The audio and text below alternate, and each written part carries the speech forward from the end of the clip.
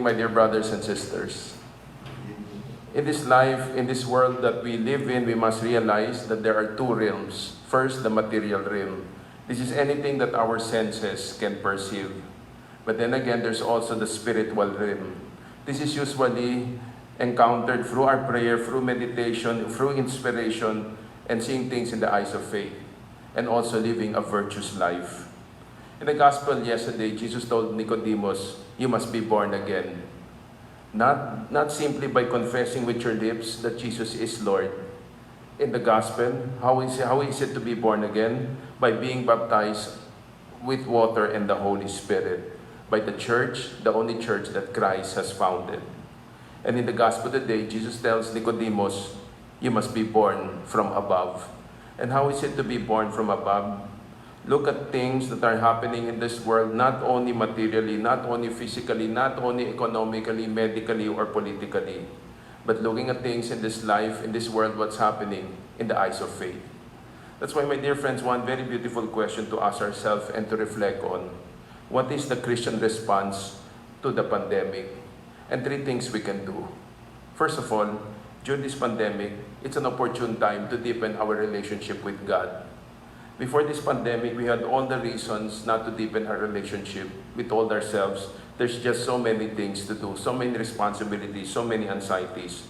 But nowadays, there's just so much time in our hands. Thus, the invitation to deepen our relationship, not only with the people around us, but most especially with God. And of course, it starts with prayer, fasting, and almsgiving.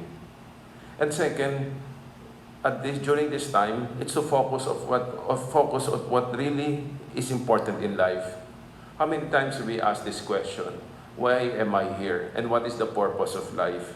And with this pandemic, we realize what is really important and what is passing, what is fleeting and what is essential in life. 2 Sundays ago, we celebrated the resurrection of Christ. It's a reminder that there's life after this life here on earth. That's why our focus should be focusing on eternal life. And Jesus said, whatever you do to the least of your brethren, you do unto me. The key to eternal life. And third, what is the Christian response during a pandemic? It's to fix relationships. Of course, none of us is perfect. We get hurt, we hurt other people. In a study made, 750 respondents, 75 long years, they found out the secret of happiness. And that's none other but relationship. During this time, it's a very good time to fix our relationships, especially when it comes to family. After all, we're all locked down in one house. Let's fix the relationships. That's why, my dear friends, in this Mass, despite all the negative news that we read, we hear on TV, we watch on TV, and we hear on radio, let us always remember this.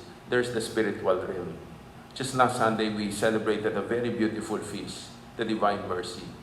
In all of this, may we always be reminded of the divine mercy of God. As the older generation would say, despite everything, may awa ang Diyos. Amen.